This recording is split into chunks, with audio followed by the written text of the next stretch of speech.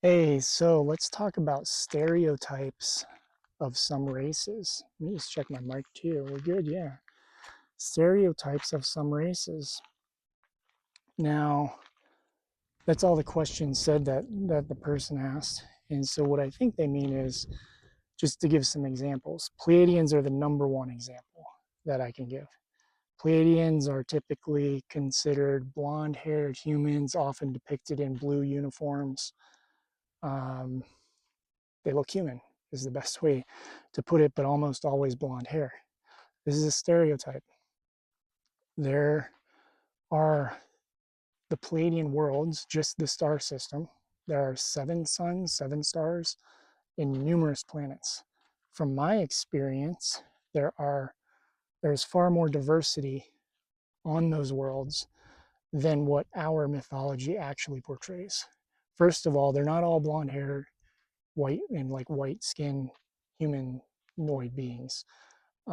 Some of them look more Haitian, Cuban type of uh, beings, and not only that, so they have blue eyes. So there's a race that is dark skinned with blue eyes, which I don't believe is typical. I could be wrong, but I don't feel that's typical of our world. It's usually brown eyes, and then you have the Ugwats, or what Bart said they were called, the Ugwats, who are human-like, but they have a symbiotic relationship with the flora of their world, the plant life of their world. So they look like they have plants just growing on them, and they have insects and animals and all kinds of stuff living within them. What else? Other Arcturians are stereotyped. I see a lot of people describe Arcturians as light beings. It's not my experience. When I say light beings, I mean beings who are simply energy and have no physical form. For my experience, it's not the truth, not the full truth, I should say. It's only part of it. Some of them are light beings, and I've met Arcturians from different vibrational spaces, physical Arcturians to light being Arcturians. And they all have slightly different physical likenesses, especially the light beings, because a lot of that's based on our perceptions. But the Arcturians themselves are typically, blue skin, big elongated heads, science oriented, highly spiritual and science oriented. But there are a number of different levels of Arcturians. It just depends on how tapped in you are to those worlds. And are you limiting yourself? I talk about limits a lot, and stereotypes limit your experience. If your only belief is that there are only humans anywhere, then you're going to limit yourself vibrationally to experience only humans, because nothing else is going to attract you. And anything that sees your field that realizes, oh, you don't want to like have an openness to us, that they're just going to be pushed the other way. And that reality that you're creating is not going to allow for the existence of other beings. Lyrans are another one. Lyrans are usually depicted as lion-headed beings. I have seen everything from the mighty warrior, like very, what's the word? It's not aggressive, but like powerful, I guess is the word, powerful. Very powerful physical forms and energy, to very gentle looking humans with lion-like features, meaning they have a flattened, meaning they look like me, but they have a flattened nose like a cat. They have pointed ears.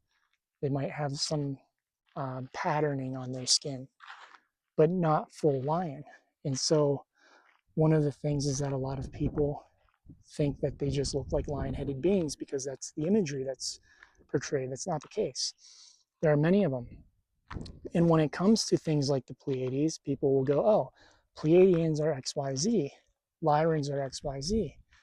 Lyran is a constellation, Lyra. A lot of them claim to be from Vega, or refugees from Vega anyway. And Pleiades is a star group. And so we get the mythology and the lore, and then they look up at the stars and they go, these beings are from that place, and these beings are from that place. The truth is that's not the case. That's just a name for the stars. That's it. It's not the name of their actual race for the most part. It's the name of the star system. That's all it is. And so when you say Pleiadians, you're saying those beings from the Pleiades, and the Pleiades actually have a very large diversity, I guess is the word, diversity of beings within the Pleiades themselves. It's not just the humanoid Pleiades. There are Lyrans in the Pleiades. There are Arcturians, there are Zetas, there are other beings in those spaces, back and forth, because those who have opened themselves to galactic awareness, to galactic unity, to galactic communication, have opened themselves to all those races. And so when you've existed for millions, if not billions of years in a star system, chances are your diversity is no longer singular. Your diversity is no longer one. It's unity of everything. So I've had Lyrans come to me and say they're Pleiadian. And I'm like, wait a second, your energy is Lyran. Why are you saying you're Pleiadian? And they're like, because I'm from the Pleiades. They're not from the Lyran systems. And then you find out they're refugees from, their ancestry is refugees from like the different, not the movie, but Star Wars. Star Wars, meaning the wars in various places that have occurred. And so you have those. Another stereotype is reptilian. Say that word, people immediately freak out. Go to a fear state. Now, I will say this. I'm not saying that people should easily trust them or easily or just dismiss some of the mythology. There is a reason for some of it, but fearing an entire race based off the actions of a small cross section is not fair to the rest of the race. It's not actually who they are as a whole. It's a stereotype. You know, it's like people stereotyping inner city youth and just looking at them and going, oh, you're bad because you wear baggy pants. I actually don't even know what inner city youth look like these days, but back in my day, it was baggy pants, sideways caps. You know, you had the underwear up all the way to your belly button type of thing. And people would stereotype them. Didn't mean they were bad. It's just the appearance. That's it. So you have stereotypes around appearances. There are others. Sasquatches get a lot of stereotyping around the cryptozoology community and the malicious activity, because people have an experience that has fear, and so Sasquatches are out to get you type of thing. That's a stereotype. It's not actually the case. I don't even know what the count is up to anymore, but easily after going to Shasta, I'm probably up to over 30 Sasquatch friends that I could talk to, and they're all friendly, no issues. And so you just have to be careful. Races are stereotyped because, again, people want simplicity. They want a singular answer. They want a word, a label, a way to describe it, a way for it to make sense. The only thing that makes sense in this entire universe, in the universe of creation and all of that, shifting your realities, whatever it is, your beliefs limit you. So if you limit yourself to stereotypes, you're going to get the stereotypes.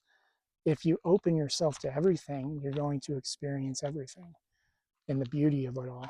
So hopefully that helps. Thank you all. Love you. Grateful for each and every one of you. And feel free to support my work at awakenwithwillow.com.